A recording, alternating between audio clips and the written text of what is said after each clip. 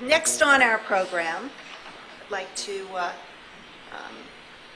mention just a couple of housekeeping notes. In your packets, you found some index cards. What we want to do there is, as the speakers are speaking, questions arise in your minds. What we'd like you to do is write them on those cards, and we'll have staff walking around the room to pick those cards up. We'll have moderators who will look through those questions, and the speakers will answer as many as they possibly can in the time allotted. You're also going to find some evaluation forms in your packets. Please fill them out. We really do use them. Today's program is a result, in many ways, of what you all said last year. So we really do listen, and we really do read it. So please do that. As you can see in your agenda, the way the program is laying out today will be in this room for our keynote speaker, one of our sessions, and then we're going to have breakout sessions down the hall. I'll tell you more about those later. But for right now, I also want you to know that we're filming. We filmed our last symposium. We're filming this one.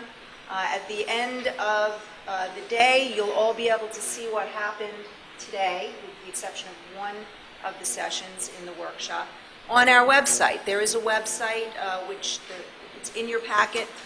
This is a forever or an evergreen type of resource for all of you. So you can go back for each of the symposium and see what we talked about and how the evolution of this sector has been progressing. So I would urge you to do that. There's also a white paper. So lots of information for you. But now I'd like to bring up Ronna Brown, who's president of Philanthropy New York. As many of you know, she was in my spot before I got here with the BBB. And she will introduce our keynote speaker.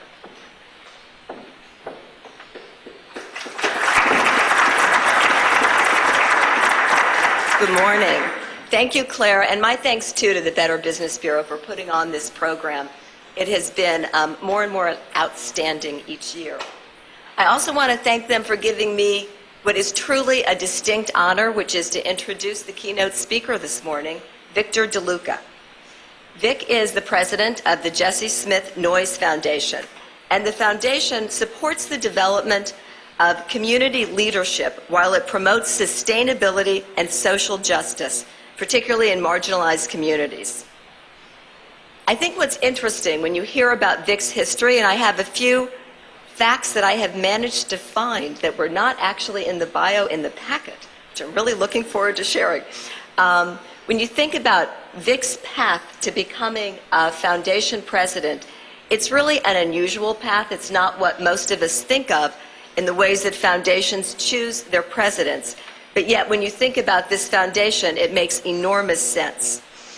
Vic graduated from Montclair State University and then immediately started work as a VISTA volunteer at a community organizing organization, Ironbound Community Corporation in Newark, New Jersey.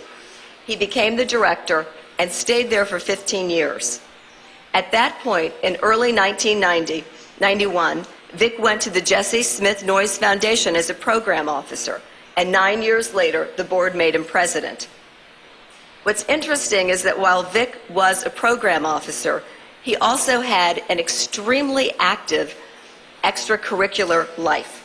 He served for 6 years on the Maplewood Township Committee and was mayor from 2001 to 2003. You might have noted when you read about this particular program, he has once again been elected mayor and is serving his 4th term on the Township Committee.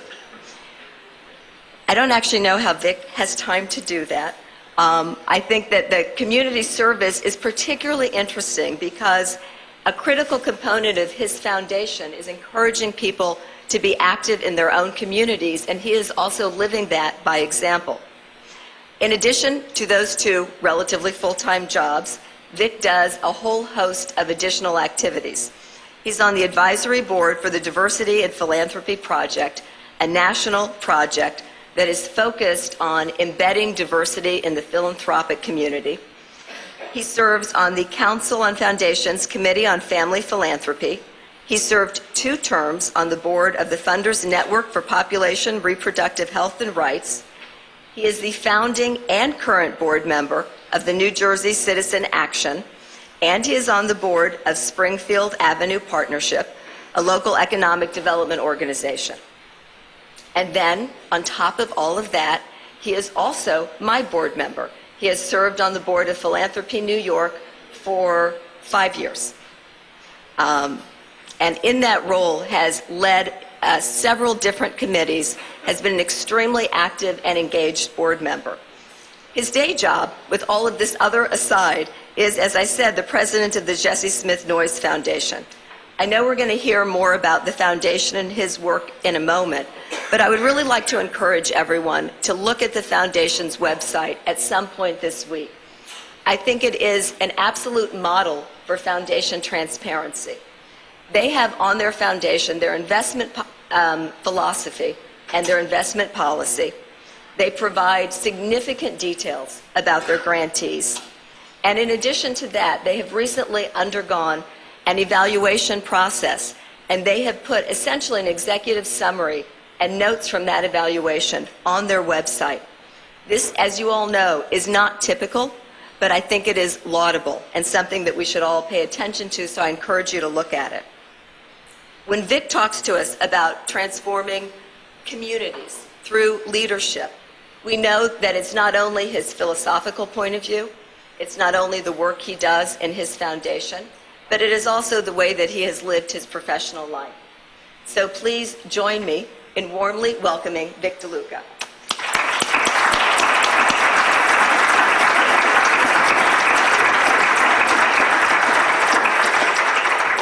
Thank you, Ron. I'm just glad you didn't say everything that I do. Well, I have to say, after listening to the Dean,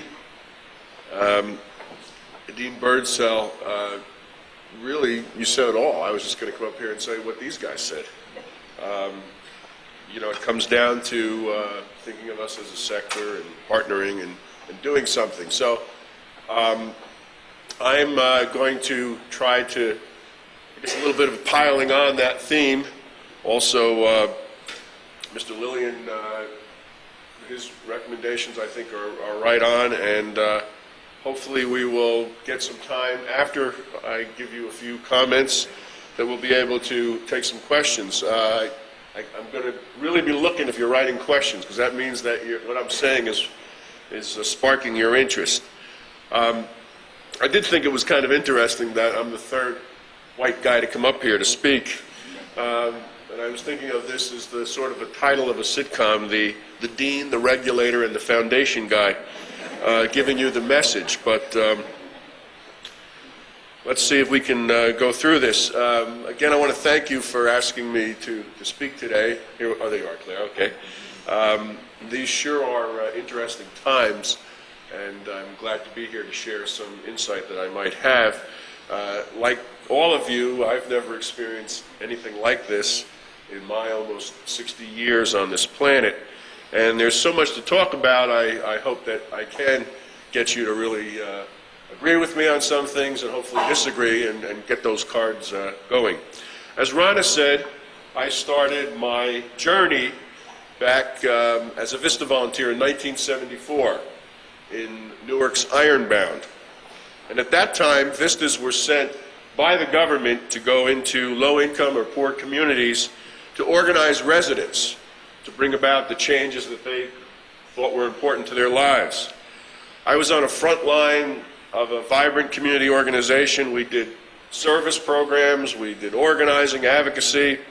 Our funding came from everywhere: the government, foundations, individuals, fees for service, contracts. It was really a fascinating time in the 70s. The nonprofit world was really just growing, and we were trying to deal with all the problems that seemed to be intractable that were facing our society. I believe then, as I believe now, that power should be in the hands of people, and that an organized community is necessary to ensure that the public and private sector respond to our needs. I then shifted from that role after actually 16 years there in Newark and came to the Jesse Smith Noyes Foundation as a program officer. It was kind of interesting. When I went for an interview, they told me, we're looking for a generalist, and I said, well, you got one. I can be general about anything. And what was interesting is after working so many years in an urban setting, the program that I did work on was sustainable agriculture. So I got to go around the country walking on all these farms and going to places that I never thought I would get to. But our foundation, I'll just give you a little commercial about it. This is our 63rd year. We were formed in 1947 by Charles Noyes. Charles Noyes made his money in commercial real estate here in New York City. He was very well known in the real estate circles, known as the Dean of Real Estate. And he set up the foundation in honor of his wife, Jessie Smith. And for the first 40 years of the foundation, we did scholarships and fellowships. And what was interesting was back in 1947, Charles Noyes decided that half the scholarships would go to non-white students. And I have to tell you, we've been looking at things and we can't figure out exactly why, other than just a fundamental belief that he had in fairness and trying to tap the next generation of leaders, no matter where they came from. So that is the basis upon which we do all of our work, is this consciousness of race and equity. And today, we no longer do scholarships. For the last 25 years or so, we have been funding organizations and have taken a really hard effort at trying to make sure that our dollars get into communities of color. We still fund sustainable agriculture, and I still walk on those farms. It's an exhilarating experience. We fund toxics and environmental justice. We fund reproductive rights. And we also fund here in New York City a small, essentially a community organizing program. We fund nationally, and you will find out as you talk to funders that when you meet a funder like me, you meet a funder like me, because all of us are so different. Generally say, when you meet one foundation, you've met one foundation. But I can tell you that the foundation world is I know there's some funders out here, and I think they can attest to this. It's just a fascinating opportunity to really learn about what's going on out there, to see so much terrific work. And that was really special for me in going from an activist community to a funder community, was really to build on what I learned and really move. In my personal journey was to move from a doer to an enabler, to actually be able to fund folks so that they can do the work. And although I do know that there's some funders who still think that they're doing the work, and they get a little meddlesome in your affairs, but we won't go there just yet. But there's one other thing I wanted to say. It's a little bit of a bragging that I share a couple of things with Barack Obama. We're both elected officials, and we're both community organizers, former community organizers. And there's one little difference here, and I think it's a little ironic. When I was an organizer, I was paid by the federal government, and now I'm a president, and I'm paid by a nonprofit. When he was an organizer, he was paid by a nonprofit, and now as president, he's paid by the federal government.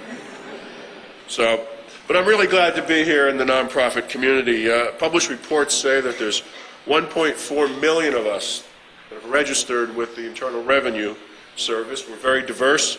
We range from hospitals and arts groups to chambers of commerce and veterans posts. We are service providers, advocacy organizations. Some of us are foundations.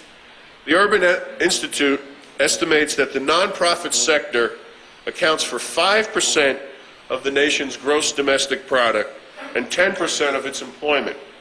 According to the World Bank, in 2006, the nonprofit sector would have been the 16th largest economy in the world. Now, some of those numbers probably have changed some, but they're still very powerful. And change is the word. Last month in my annual letter to Noyes grantees, I wrote about the hope we had in beginning 2009 with a new administration and the opportunity for new ideas, but how that hope was tempered by the collapse of our economic system that inflicted so much pain and suffering on people across this land. Now, last week we celebrated my father's 85th birthday. And he grew up in the Great Depression, and if you have fathers or mothers who did that, you know that there's always stories about what it was like and how difficult it was. The Depression changed forever the way in which people went about their lives and thought about their future. The economic upheaval today is no less devastating. In the last 2 years, over 8 million jobs have vanished. Almost 15 million Americans today are unemployed, 40% of them for more than 6 months. The Council on Economic Advisors foresees a 10% unemployment rate for the balance of this year, and when we go into next year, we only get down to 9%. And this is staggering. To have full employment in this country, we would need to create 400,000 jobs every month for the next 3 years.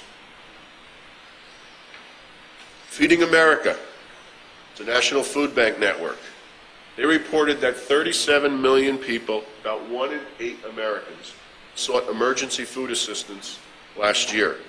That was a 46% increase from 3 years earlier. 30% of those folks who went to get assistance are already receiving food stamps.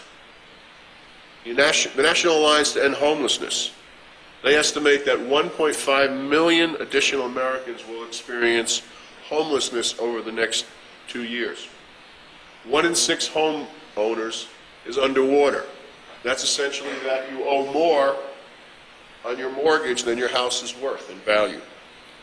In 2008, the cumulative loss of equity in U.S. homes across this country totaled $3.3 trillion. If we feel poorer, it's because we are. The government reported that American families lost 18% of their wealth in 2008, more than $10 trillion. Economic fear has gripped the country. Families are sitting at the kitchen table, making decisions as to which bills to pay, knowing all too well of how difficult it is living paycheck to paycheck. Essentially, we have stopped spending, and that doesn't work in an economy designed to grow through mass consumption.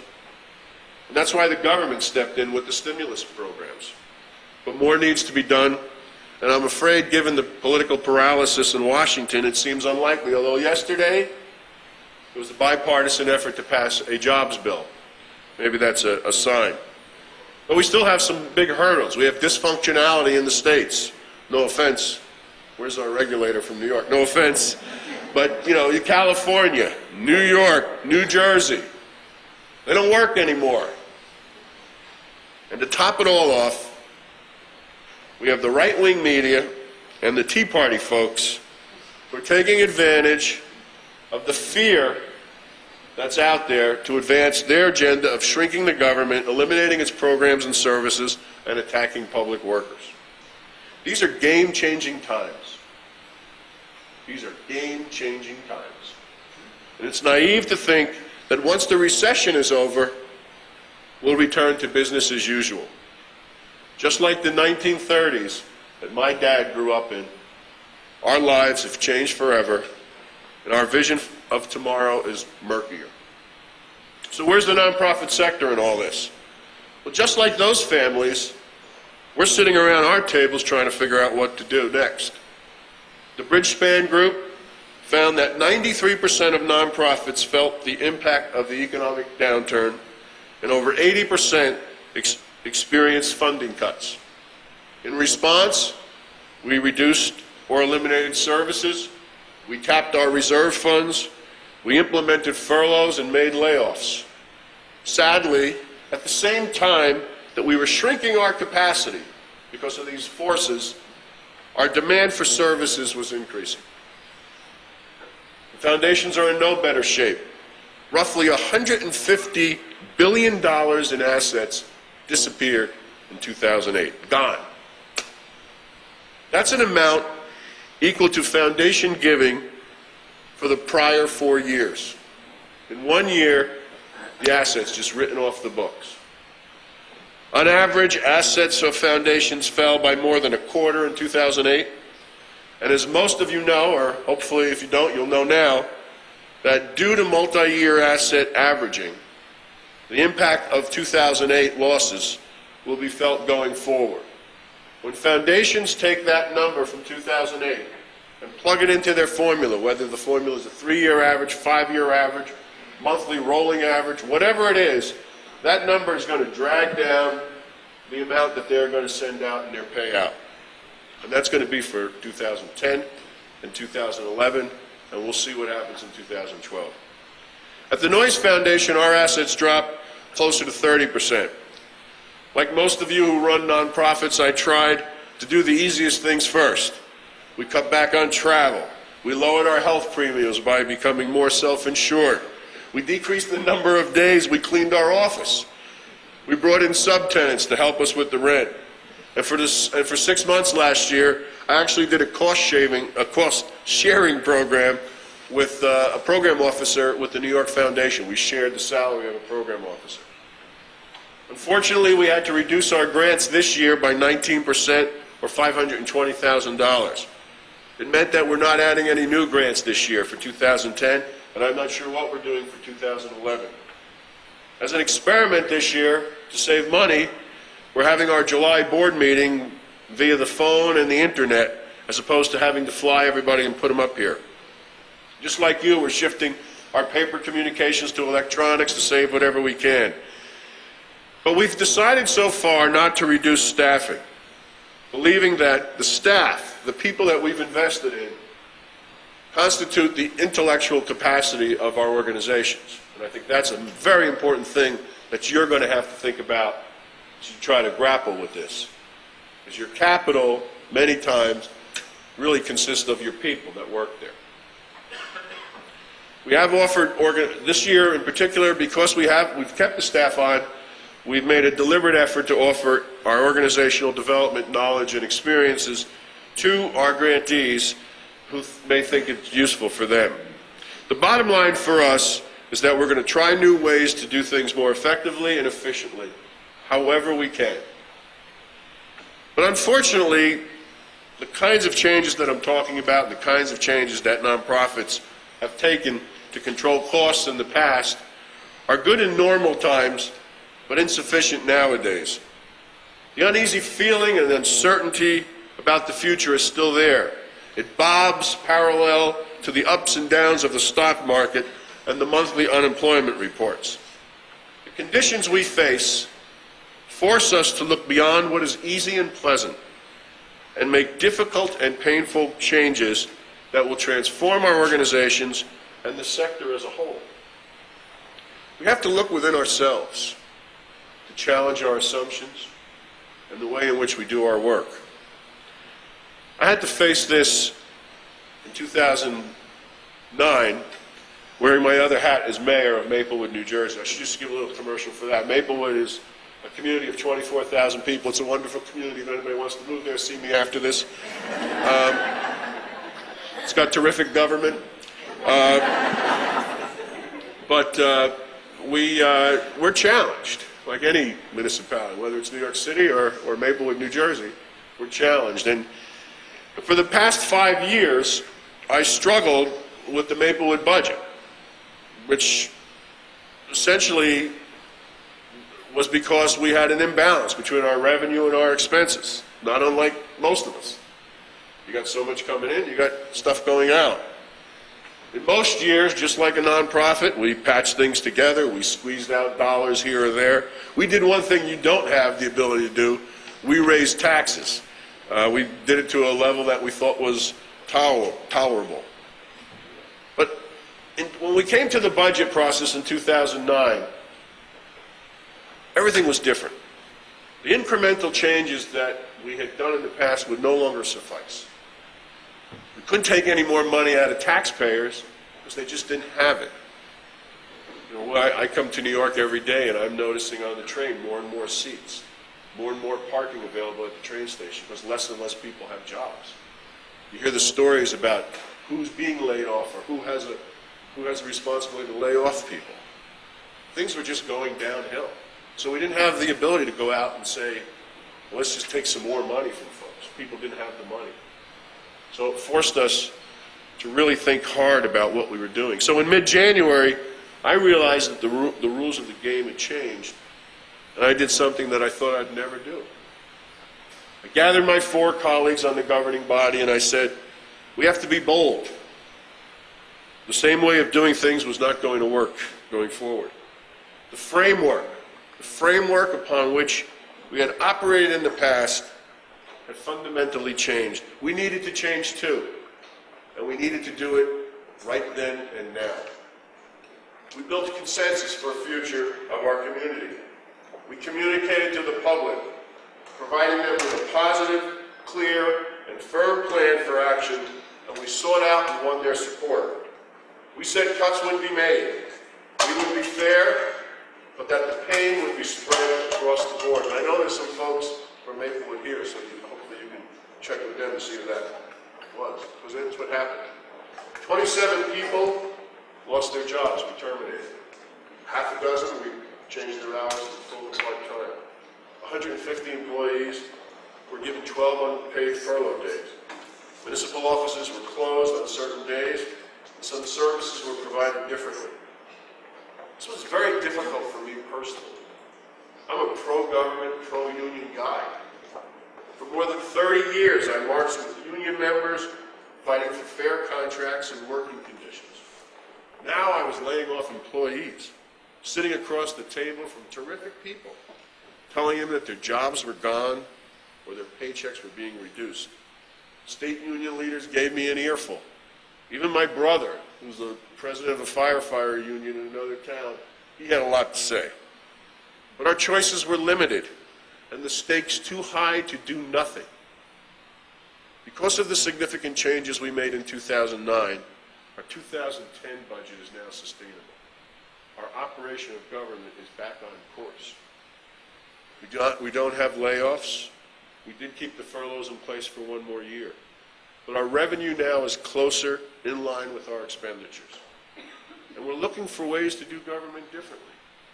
We just agreed to a merger with a neighbor town to share our municipal court services, and we're talking about sharing our fire services and our recreation programs. We've put things on the table that never reached the table before.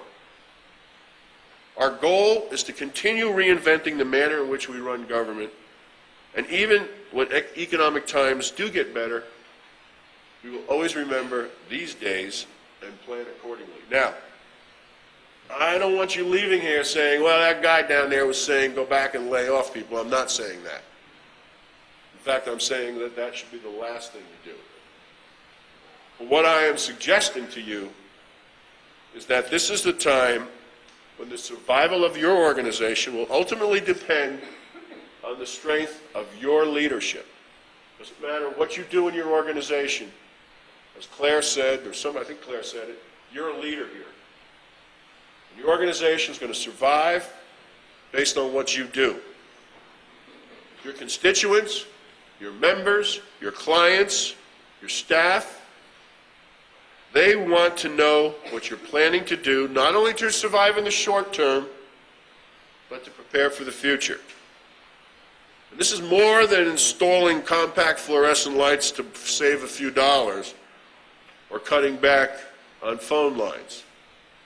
What I am suggesting is a top-to-bottom scrub to make sure your priorities are correct. Your organization will need to ask itself what it does best, what impact it makes. Are there other and better ways of doing the things it does? This organizational introspection will be essential to convince funders that they should continue to invest in you. And you can believe that funders are going to ask for that plan. Every one of them is going to want to know how you're getting through the current situation and what you're planning to do in the future. But when that funder does ask you for what your plan, to tell them what your plan is, ask them about theirs.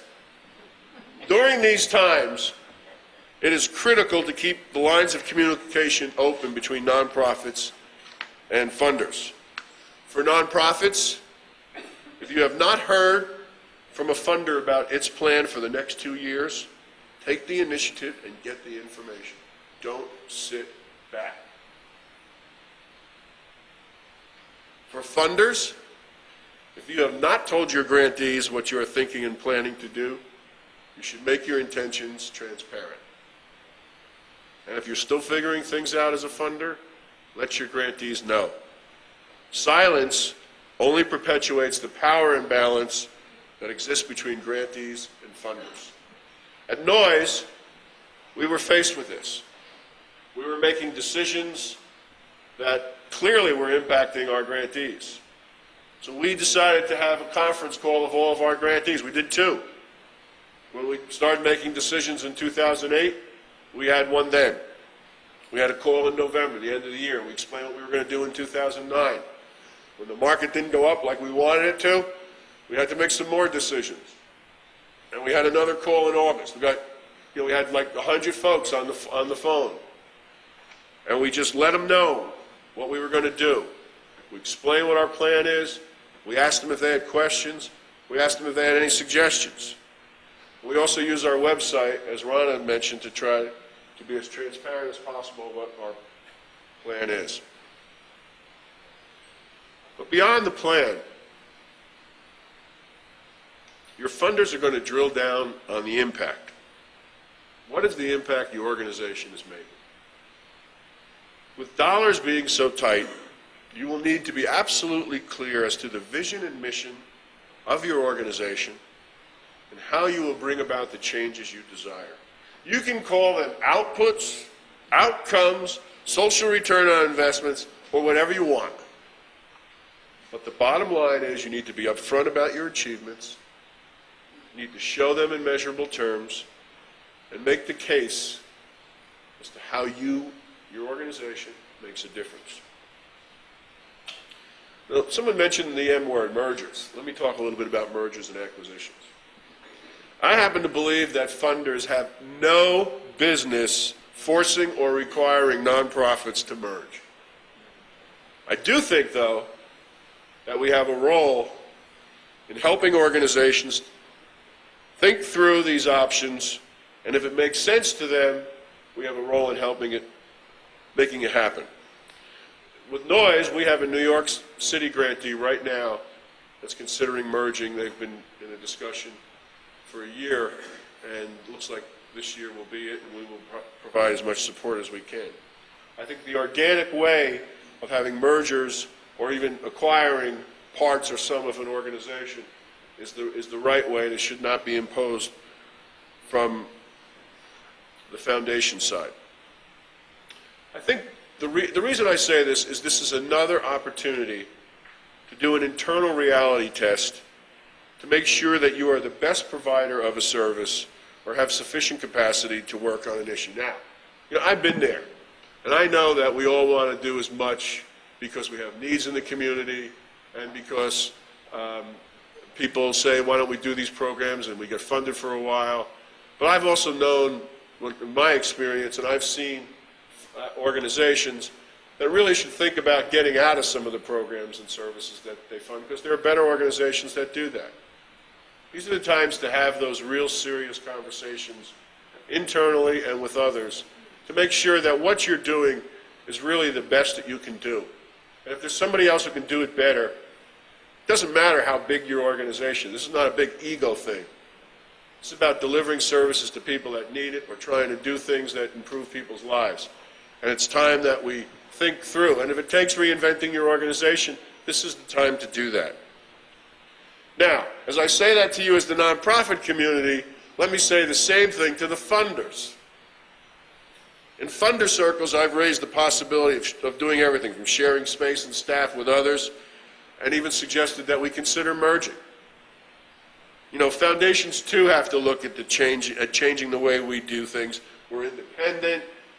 We like to, the big ego thing. We like our name out there. This is not the time for that to happen. It's time for funders to do the same thing, to think about mergers, to think about acquisitions. It's ironic for a sector, the funders, who like to think of themselves as risk takers and being on the cutting edge. The way we set up our shops is a pretty traditional way. Let me make 3 other points, and then we'll get to your questions. First, let me get a drink of water. I didn't see anybody writing down. I hope you're there. I hope you're with me. Okay.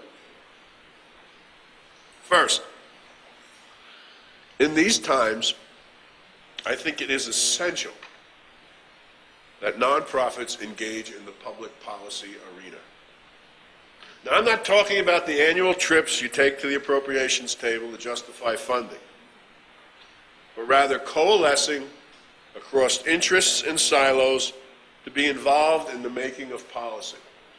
Now, there are far better experts than I who can tell you what you can't and can't do as a nonprofit. Alliance for Justice has tons of stuff there you can get in Washington. But there's a whole lot you can do before you tip that balance, and you ought to be doing it. We need to create a narrative about the importance of our sector, describing who we are, what we do, why we do it, and how it makes a difference. We need to speak on the issues that are important to the people we serve, issues like health care reform, the future of Social Security, immigration reform, and No Child Left Behind, and there's dozens of others. The lack of government action cannot be tolerated because it hurts the very people that we serve or say that we represent. Collectively, the nonprofit sector is a powerful force that needs to actively participate in discussions about redefining the social compact. And if you don't think that discussion is happening, then you're reading the wrong newspapers or watching the wrong news. There are people out there who want to do away with the kinds of things that we're doing. Here's another part that goes right up against that. There are people who think we do away with government and that we'll pick up the pieces. But I think we have to send a message to our elected officials that government's role is to provide for the common good and that their responsibilities cannot be shifted to the nonprofit sector. You don't have to be a big government Democrat like me to agree that nonprofits do not now and will never have the resources or capacity to supplant government. Government must survive, it must provide, and we need to be there to make sure that they do that. And I just add one other thing. I think somewhere along the line we need to say that the nonprofit sector is an ideal candidate to help sustain and create jobs through future stimulus dollars. I think it's appalling that state, county, and city officials hoarded all those dollars that came out of Washington and just ignored the nonprofit sector. Folks talk about small business development as being the engine of our economy. Well, what about the nonprofit sector? No one's going to give it to us. We're going to have to go out there and make the case and win that argument. Second, even in the best of times, we have work to do to nurture and expand the public support for the nonprofit community. People know of us primarily through transactions, as clients, participants, audiences, members, donors. We need to better explain the value proposition we offer to improve our communities, the nation, and the entire world. Let's get the public to better understand their investments in us and see that in addition to being receivers of their generosity, we are contributors to a healthy economy and society. Now, this job becomes more difficult each time a major scandal involves a charity or foundation. The public's near unanimous support for our work has been shaken. A Harris poll in the summer of 2006 found that only 10% of Americans strongly believe that charities, quote, are honest and ethical. And 30% felt that nonprofits were off in the wrong direction. Now think Toyota. Here was a brand that consumers highly respected. It had a reputation for quality and being ahead of the curve. The hybrid it produced was the first to really be accepted by Americans. Now, mistakes, missteps, some innocent, some on purpose, have tarnished Toyota for years to come. Well, think about the nonprofit sector. We've had our challenges too. United Way, Red Cross, Nature Conservancy, James Beard Foundation, and others. And as we speak today, there's a federal investigation of the New Directions Local Development Corporation, a nonprofit closely affiliated with New York political figures. If there was ever a time to shine the spotlight on ourselves, it is now, when dollars are tight and giving decisions more competitive. We must hold ourselves to the highest standards of excellence and professionalism and call out those who abuse this privileged position. We need to follow the independent sector's principle for good governance and ethical practice, and Philanthropy New York's in the public trust. As leaders, we have to renew the ethical core that runs through our organization, stressing a sense of purpose and responsibility for the greater good over private interests. And if we allow our sector to be tarnished by the few, or we are too timid or reluctant to police ourselves, then shame on us. We deserve the type of regulation that is being discussed in Congress and state houses across the country. Third,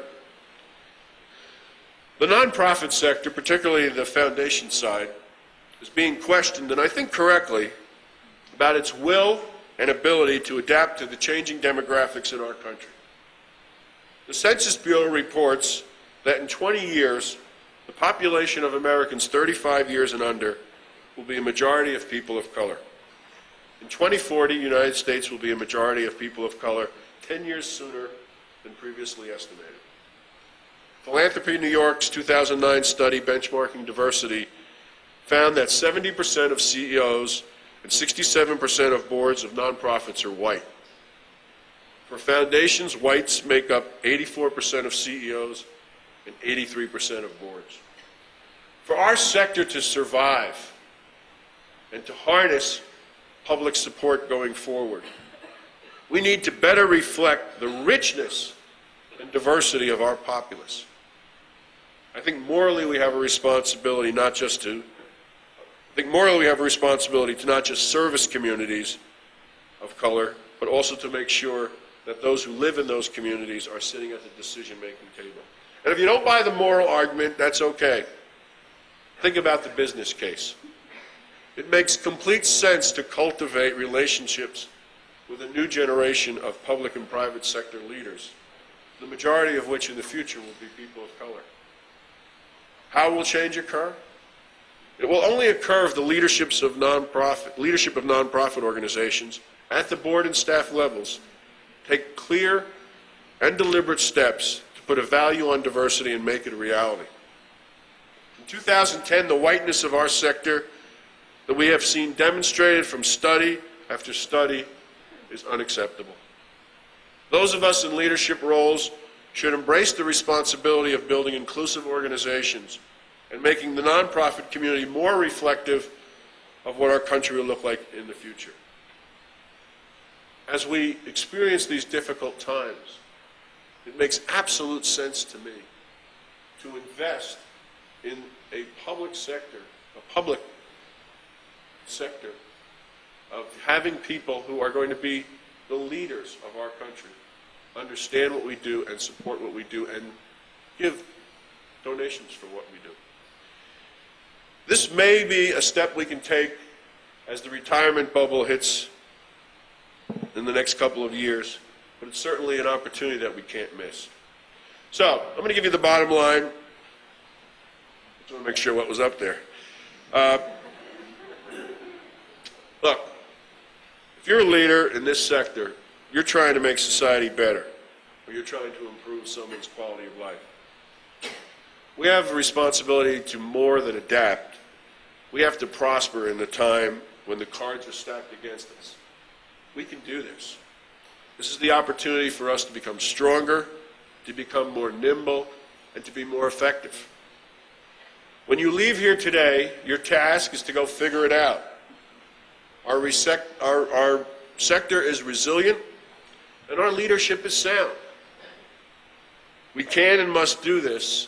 We can and must reinvent what we are going to be going forward, because so many people count on what we do. We're there for them every day, each day, and they want us there now, and they want us there in the future. And it's up to us to take those very difficult steps now so that we can preserve ourselves, prosper, and grow to meet the needs that will come down in the future. Thank you very much.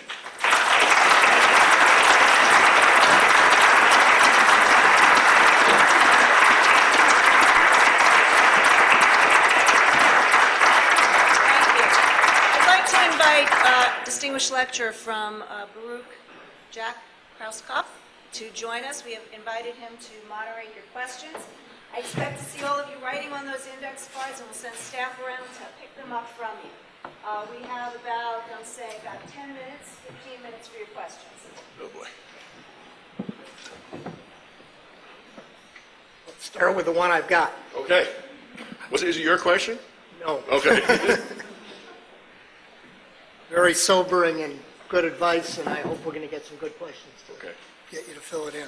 There appears to be a trend toward creating public-private partnerships between government and foundations. Since government has the power to tax citizens, why should government be turning to philanthropy for financial assistance? And the question goes on, but in the interest of brevity, you take that.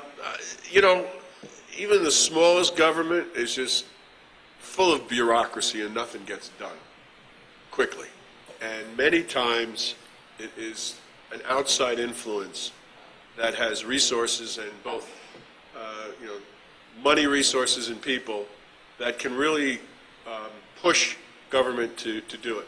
I think the fine line here is making sure that philanthropic resources are not going to replace public dollars.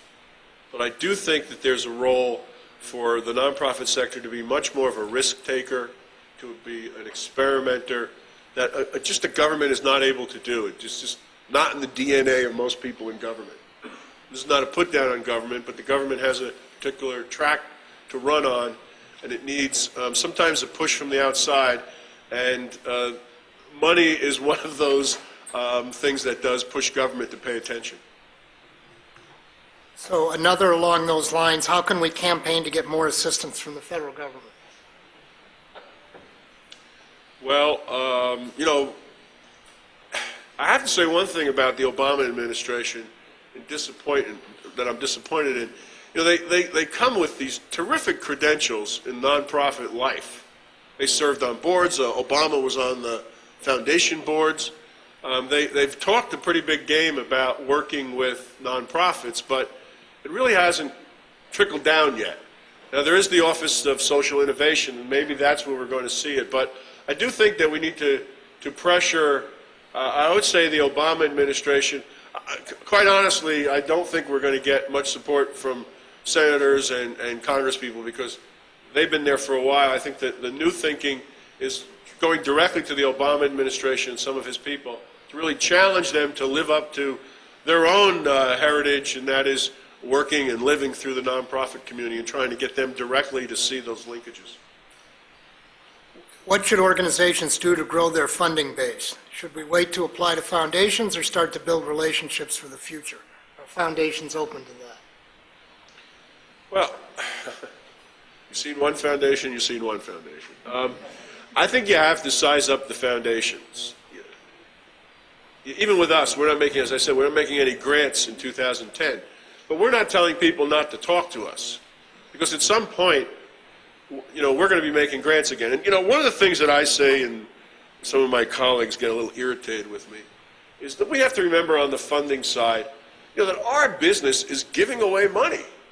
That's what we do. And sometimes I think funders get a little confused about worrying about assets as opposed to giving away grants. Our business is to give away grants. We make investments in the nonprofit community. Without you, we don't exist. So I think you have to remember that even in this difficult time, foundations still have to make grants. The 5% requirement that foundations make grants has not gone away, so we still have to do that. I think there's time here to build relationships, time there to understand what's going on. The most important part is communication, understanding what foundations are thinking about, what they're planning, and to be prepared so whenever those decisions get made so that you're there. I would not rely on foundation grants. I think you need to diversify your funding. We tell all of our grantees to diversify their funding. You know, some folks are reluctant to look in their communities because they think there's not the wealth there. But I think you'd be surprised sometimes when you look in your community what you'll find. And I think a good mixture of outside resources, internal resources from your community or your sector is the way to move forward. But don't give up on foundations. We're still going to be there. This is all going to pass at some point, and we're going to start making grants again. But we are going to ask tougher questions. I'm going to put a couple questions together. I feel we've already done many of the things you suggest in terms of determining priorities, focusing on core mission, layoffs, furloughs. Given that we will also need to continue this, can you speak about what we as leaders can do to maintain morale? And then another question, but in many ways related, how do we get a better image in the press? Well, didn't you have Stephanie Strum here a couple of years ago? You should make sure she comes back to all these things. You know, the press is hard. Let me go to the second part first. The press is hard. The industry press is easy. It's, you know, you want to land stuff in the New York Times.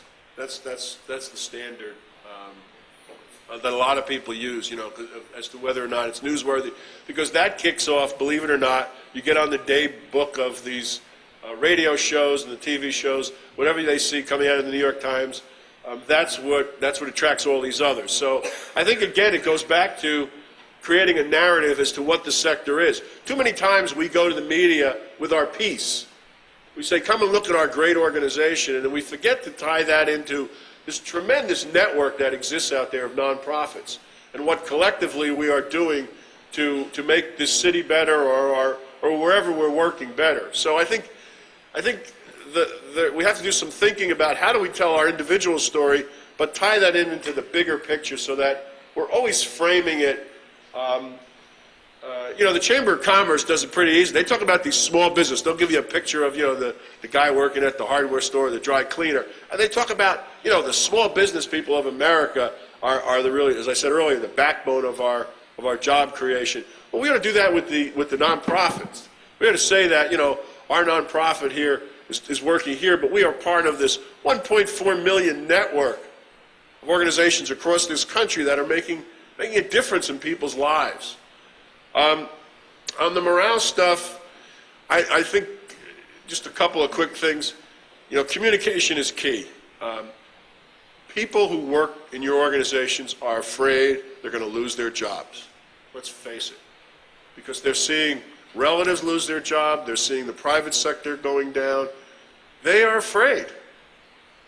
And you need to be honest with them, but you also need to present this as you're doing whatever you can to think through this. And if it does come to where your programs are being cut or people are being laid off, you need to be out there. You need to have broad shoulders. You need to have your board committed to this.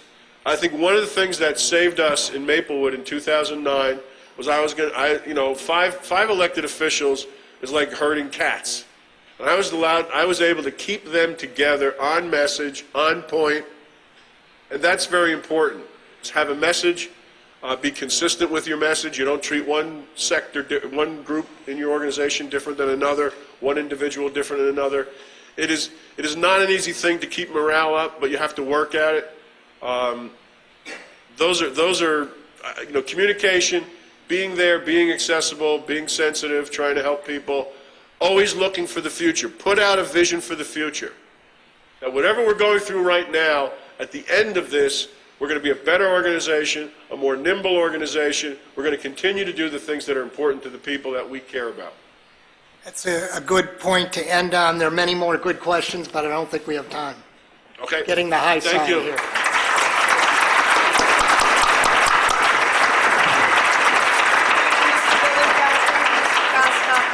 That was great. I wish we had an hour. I think we could just keep going on and on. And again, I just want to thank you all. There's another point I just want to say as representing the BBB, please be sure, also take a look at the 20 Standards of Charity Accountability. Great guidelines for any organization to follow when we're talking about how to move forward in ethical ways. So I just draw your attention to that. We are ever so slightly behind, so what we're going to do is there's refreshments out in the hall. Please enjoy, but then come right back in, and we're going to start with our panel. I'm going to say in about 7 minutes, so quick turnaround, talking about transformation, right?